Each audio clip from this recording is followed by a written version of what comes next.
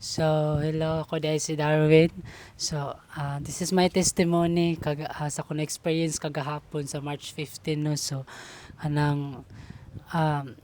ako na experience kagahapon nga kana bitong kanang when the Holy Spirit bitaw nga ni work sa ako, but before nga ni work si Holy Spirit sa ako kana bang na feel jud kana bitaw nag-ask ko ni God nga kanang nag-ask ko ni God og forgiveness nga atong tawo nga nag-encourage na ako bitaw unsahon pagbuhat ng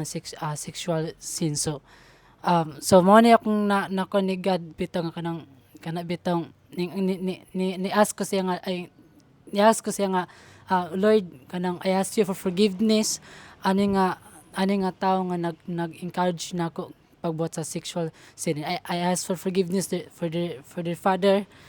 and for his father and for his mother and sa iyang mga igsuon sa iyang tibok pamilya, and then dira ba nako na experience nako bitaw nga kanang bitaw na ipagkutaw sa sulod nga kanang ni conjure si Holy Spirit kana bitaw mo to nga yang gi itubag akong paghangyo sa iya, and then gikuha dito ko nagsugod og kanang suka, like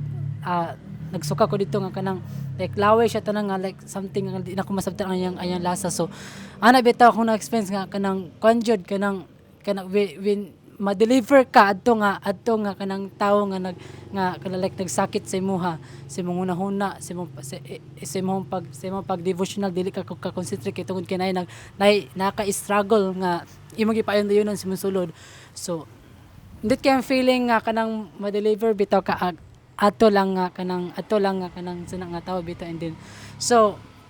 mo to kanang kanang sana kanang dako ko pasalamat sa Ginoo nga kanang iya jud bitaw nga gikuha, and then nagpray pud ko nga kana bitaw as a precious blood niya nga kanang for the protection ba sa atong hunahuna og kasing-kasing bitaw nga kanang nga dili ta sa sunod ato na nga pagabuhaton kanang protected ta sa blood of Jesus Christ. Nora to, that's all. Thank you.